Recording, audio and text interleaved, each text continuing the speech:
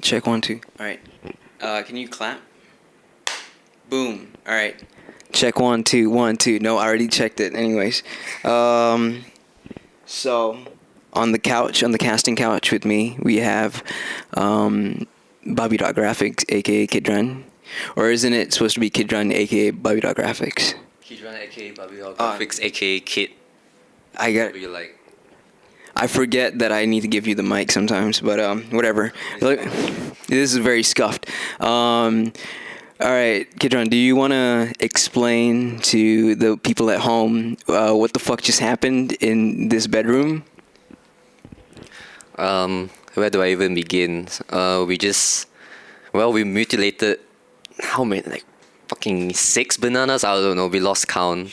With like cigarettes, nails, spikes, condoms, boots in the toilet, everything. Just imagine most snuff film ever and combined with BDSM. Yeah. Also combined with bananas. That's what you get. Yeah. You'll see soon. You'll see soon. This has been a very sort of intense experience for the both of us, and to be quite honest, very unplanned. This has been very as close as we can get to very impulsive behavior type of deal. That was quite last minute, isn't it? It was very last minute. Yeah, when was it? I think 2 days ago. No, 3 days ago. Like 3 days. Yeah, 3 days ago he just hit me up, Dinesh, and explained the idea. He wanted like a banana for the cover art. And then the next day not the next day, that night actually, I just went through like searching all these pictures. Next day I showed him, and yeah, he liked it, and we just did it just now. So yeah, you'll see the final outcome soon. Yeah. It'll be gnarly. Yeah. I guess the basic premise to this whole thing is the most roundabout way of like having an actual marketing campaign without having an actual marketing campaign.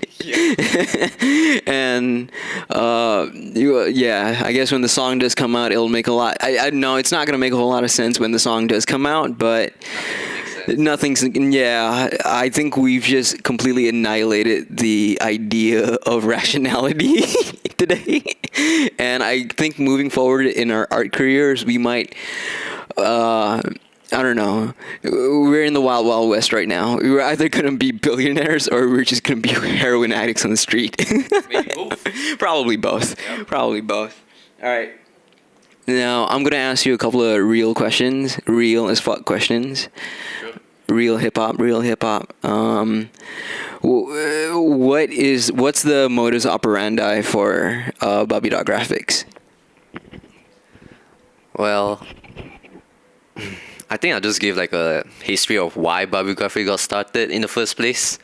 Initially, it was just for fun. Like, I was just watching some clips on Instagram, and I was like, oh, I want to do that. Because I did graphic design before this in college, and I found it very, very just fucking boring. Like, I hated graphic design. Like, I wanted to quit graphic design in terms of like my education in college, because I just found it to be super, super corporate and boring. But then one day, I would say just luck, honestly. Like, I just decided, just like, you know what, let me just create this account where I just do shit freely. And I came up with the name Babi Graphics because like Babi is such a stupid word, and I found it funny. And another thing is also like, I want to set myself up for failure, because with a name with Babi Graphics, like, I don't think I'll get any like corporate shit or whatnot. So I want to do like, as soon as I start my account, I'm just going to go ham and whatnot. No rules. With the name like Babi Graphics, I can't like set up rules for myself anymore. And third, well, because everyone will ask me, what's this Babi Graphic mean? Why Babi Graphics? I guess that's the reason why as well. So yeah, I'm inspired by like this punk rock posters back in the 80s, 90s, like Black Flag, Dead Kennedys. I always had an interest in them. And then a bit also painting as well, like Basquiat. I took that element into like Babi Graphics. And also the Cramps, which is a great band you guys should check out. And yeah, I just try to design weird shit as much as I can. I don't want to design like corporate shit, which is boring. So yeah, I design like feet, like games, a lot of games, nuns, smoking, drugs. I honestly everything. Deviant behavior type of art. Yeah. And since off the your recent success of your most at this point your most popular Instagram reel, would you mind explaining to the folks at home what shadow banning is and how you got out of it? Well, there's a term on Instagram called shadow ban, whereby it's like you put out a post and you put up the hashtags and whatnot, and if you click on the hashtags, your post won't show up. And I've been facing that for like months. Usually, I check on online people that face that. It only took them like a couple weeks for them to get unshadow banned, but for me, fucking it took like months. Like every post I did was like it didn't get unshadow banned. I guess I wasn't helping because I was continuing to post like weird shit. I think the post that got me shadow banned was I think it was a poster for Love Me. It was by a song by the Cramps, and that poster involves like a lady dressed in like BDSM outfit with a gas mask like inserting into a vagina, and then like a blue line coming out. I lost like a lot of followers that day, and I was like very proud of that, but Instagram didn't like it. So yeah, and then the next day I did another post about a woman riding a man, but who fucking cares? Yeah. Anyways, I got out of there by I just decided like, you know what, let me show my process or my fucked up mind. I did a reel on feet, because why not? Yeah. So yeah, I designed a legit feet poster with my feet, but you can't see my feet. I just use a shoe. But yeah, I designed a feet with feet. And yeah, it got like tons of attraction, and finally I'm unshadow banned, which is weird. So like, there you go. You want to get unshadow banned, just use your feet. Just use your feet. Yeah, that's the algorithm. And jumping off that last question, in this day and age, well, we're going big with this one. What's your general opinion on the relationship of the artist with social media and social media platforms? Honestly, I fucking hate it. Like nowadays, artists on social media are like, this is a bunch of robots, to be honest. I fucking hate it. And even recording reels, I hate it because I just want to do my designs. I don't want to like frame my shot well, add some music, add some text. Like I hate it. I just want to do design. I don't want to like go all this process just to like gain followers. I don't care for the numbers. I just care about the design. But unfortunately, in order to survive in this age right now, you just gotta really sell yourself, to be honest. Like, yeah, it's tough. Like, every now and then you can see like Instagram posts like how to gain followers. Like, use these top 10 hashtags. Use this music for your reel. Edit these shots with this reel and whatnot. It's like, I don't fucking care. I just want to do my designs, but yeah. Yeah, I agree with you. I remember seeing. I can't remember. Oh no, I do remember.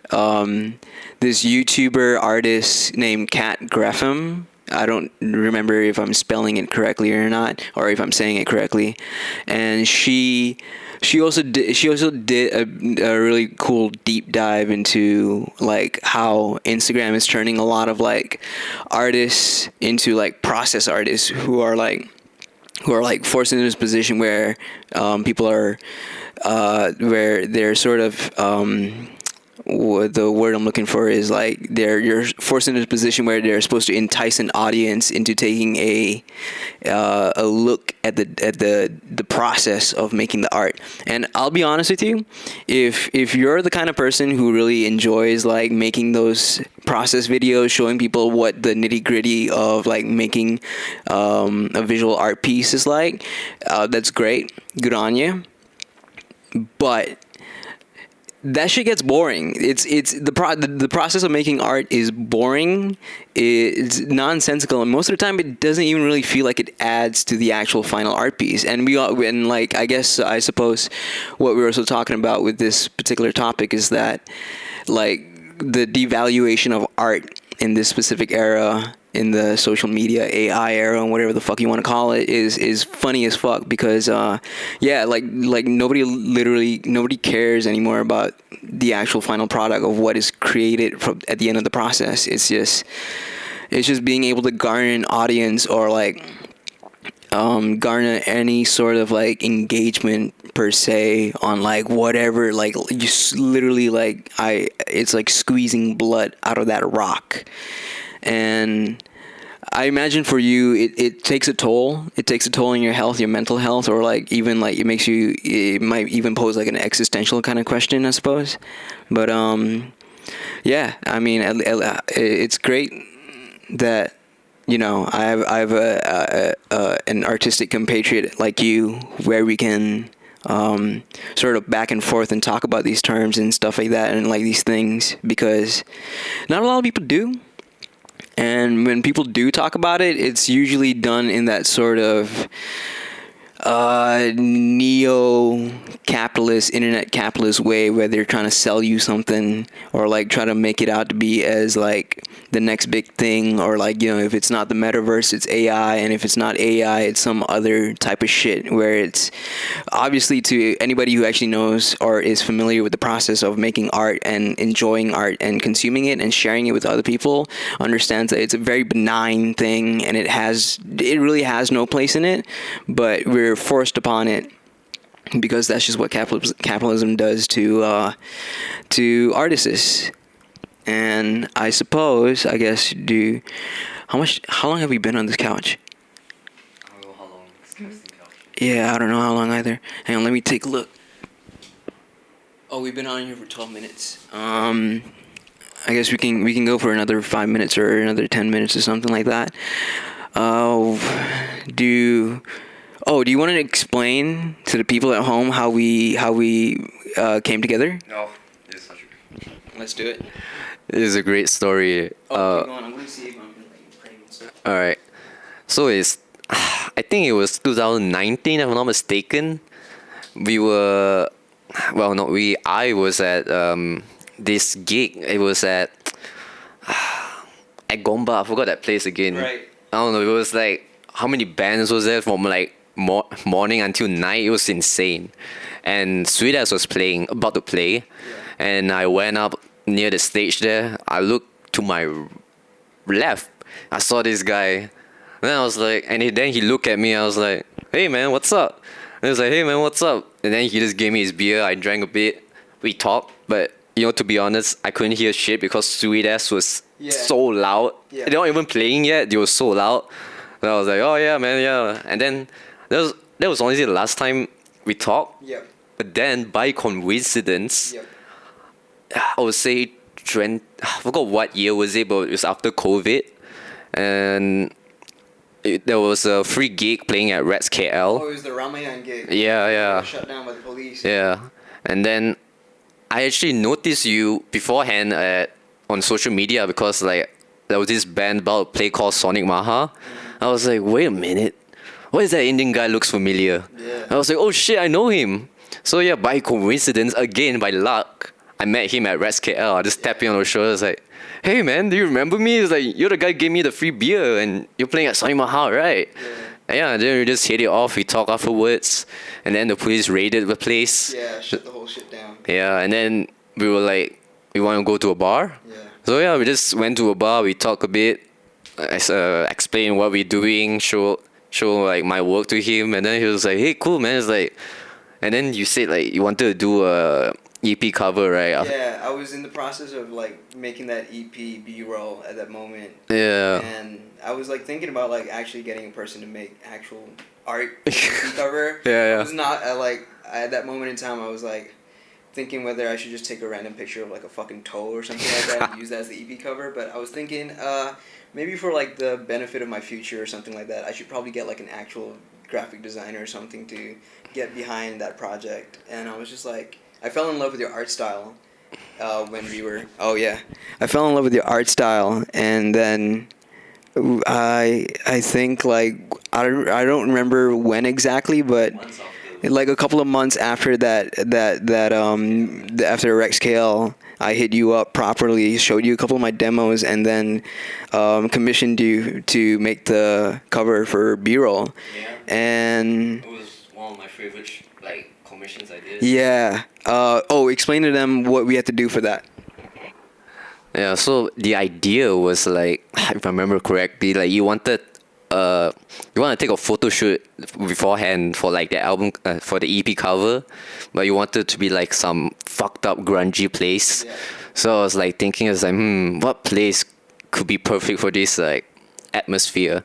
And then I thought of like the abandoned building at Glen Mary. Yeah. So I told him about that. I showed him the Google Maps, and he was like, "Yeah, let's go, man." That's good. So on that day, me, Dinesh, and F, we drove to. You drove us to the abandoned spot, and I've been there before, like years ago, and it was my first time going back to that place. And man, it was like crumbling down. Yeah. It was so sketchy, like, and the workers were there just sleeping on like fucking. They were just sleeping on the ground. Yeah, and the ground was like so nasty, like oh my god. Yeah, we went. In the end, we took a lot of pictures, but in the end, we decided on the picture on the roof of the building, which was super sketchy because like the ceiling was like falling apart. There was holes on the floor on the roof. It was so scary, but yeah, we got the part and like I edited it and it was amazing because like it was my first time doing such a like big commission, able to experiment with like photography and combining with like psychedelic punk shit and whatnot. It was amazing. Yeah. Yeah. Basically, like the MO for that EP, just the idea behind that entire project was just to be like, oh fuck it, let's just do raw as possible. Like on my end, just make whatever I feel satisfies my monkey brain, my artistic monkey brain to any type of degree, and I needed like an EP cover that expressed a similar type of emotion, idea, or like philosophy or whatever like that, and like also at the same time like you and I as artists have this sort of relationship to the fundamentals of making an art, and then go about our art in a way where we appreciate a certain type of consistency or a certain type of identity to our art, where it creates this type of consistency throughout the entire like body of work or in between projects and stuff like that. So it's just like the whole process of going into that abandoned building and like just experimenting, trying whatever the fuck we felt like could make for a good shot or a good idea or maybe even something. It didn't matter. It didn't have to be like the actual cover art or anything like that. We just wanted to be in the moment, live in that moment, and like just take every single last advantage we can. And like really just go balls to the walls, ham on just whatever like instinct that would pop up at that very moment, and just like take full control of the situation and just have at it. And it's been history ever since. Like ever since then, I mean, yeah. Explain to them Moon Prison. Then another project I did with Dinesh was Moon Prison. It was a single, and I was actually doing it for my final year project. I just hit him out. I was like, "Hey man, you got anything going on?" At first, you were like, "Oh no," but then like 5 minutes later, you're like, "Oh wait a minute, I got a song." It wasn't even a song at the moment. It was just like, "Fuck it, I'll just make a song for you, and then you can do whatever you want with it." And then I just randomly texted out like fucking brain fart. Yeah. What about a song about like a prison on the moon? And then fuck it. Yeah, it was so like, how it was just so raw again. Like, it just the idea just built, yeah, on the moon. And then yeah, the idea was like, well, space and moon, and want like psychedelic. And you gave me like a reference of this album cover. I forgot what album was it. What album was it? I don't know. It was like some space shit. I don't know. It was full of colors. Oh, I think it was Man or Astro Man. Oh yeah, Astro Man. And then yeah, initially like it was hard, like cause both of us like we didn't know what It we was very. yeah, cause we didn't know what Moon Prison was gonna be like. It was like, so the idea was just like back and forth, like Yeah. nothing was working. I was very like, I would say, hard on myself, like deciding what should be the cover art for Moon Prison. Yeah, I was racking my brain as well. Yeah, the first design was so shit. It was just like black and white moon and a space guy. I was even I showed it to him. I was like, I'm not proud of this. Like, I don't know what's going on. It took like weeks before I was thinking, I was like, fuck, I don't want to use like a stock image of the moon. That's kind of like, it's not experimenting. Yeah. So I was like, wait a minute. I was on like a drive on the way home on the drive. I was looking out. I was like, wait a minute. The moon is just one big rock. So I was like, oh, okay, let me. On that night itself, I went to my garden. I took some rocks, used a macro lens. I just started taking pictures of this rock, this big ass rock.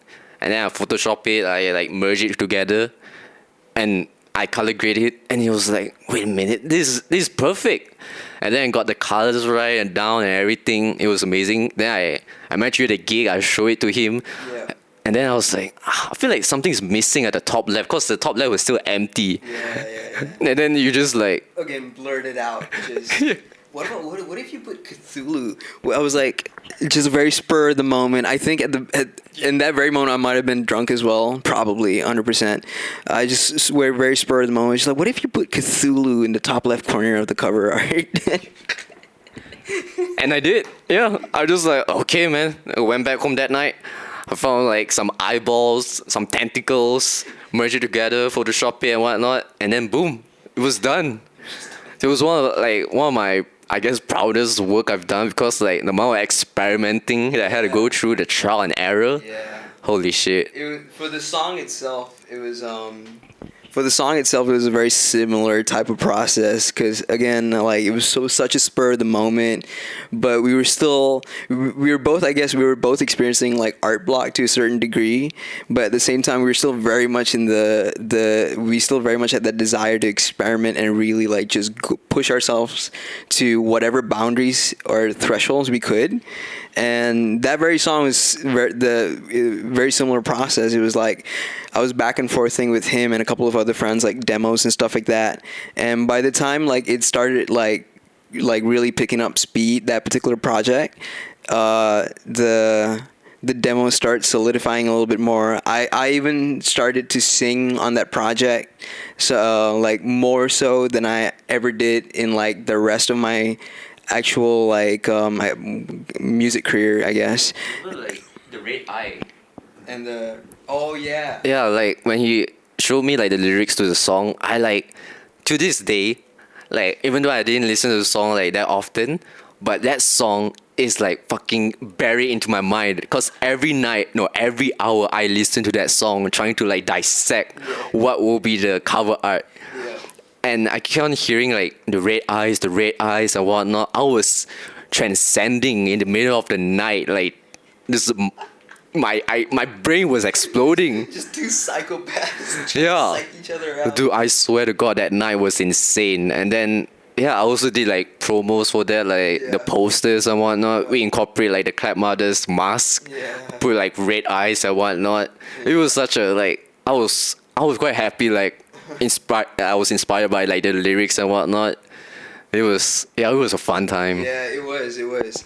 Recording vocals on that track was very funny. It was a lot of like 1 a.m. in the morning sessions, just trying every single type of way I could like get my vocals onto that track. The instrumentation and the mixing and the mastering of that track, the whole engineering process for recording it was not a problem. I've already like gotten good enough to like be able to get a song off of the ground and into a more final phase of its existence, I guess, if you want to call it. But it was the singing. It was like I've never sung that much and that in that forefront of a kind of thing. So it was a lot of experimentation, and looking back on it now, it's kind of like I have still a little bit of reservation to it, but I appreciate it, what that project pushed us to do, or in like how it pushed me in a specific way to like embrace more of my flaws as an artist, and like again like really embrace the rawness of it all, and like to just have at it and just like go wherever the fuck it takes you, you know what I mean? Wherever an idea takes you. But also to cap off on this topic, how did it hold up as a final year project? You know, like explaining to my lecturer the idea of wound prison. Like I had to like, God, the amount of session I had with my lecturer, like explaining is like, no, this is what he wants, my client. And luckily, thank God, my lecturer didn't like rebut or anything. I'm like, yeah, this is my client. Like, this is what he wants. He wants like a fucking Cthulhu monster out of space for no reason. I didn't have to explain, which is the best part. I was like, oh, thank God. But I mean, yeah, it turned out great. Like, I printed out that shit. Like, I had like 20 posters printed out, and then I pasted it all over SS15. And then I showed my lecturer. He was like, oh, okay. And then at the end, he was like, you should have done more. I'm like, bitch. I'm like, yo, you know the amount of posters? Like, I was like, oh God, they wanted to kill me, but it turned out great either way. Yeah, it just worked out in the end, I guess. Fuck it, whatever. This is our like third time working together somewhere. Yeah, this is our third time working together. From your Not One to your Snoop Dogg. Yeah. Or like the Johnny Carson to my Don Rickles or some shit. I guess, or like, I suppose and since, you know, we were on the topic of like the bananas and whatever like that, I guess you're like my Andy Warhol to my Velvet Underground. I don't know, I've never heard that band before. I've never heard a single song from that band. I only know one song, it's called Heroin, I think. Is it good? I don't know, I just saw the title, it's like Heroin, I was like, okay. Alright, I don't give a fuck about the Velvet Underground, man. I just love making music, and I just love working with this guy, and it's just a whole lot of fun, especially after today. Fucked up minds joined together.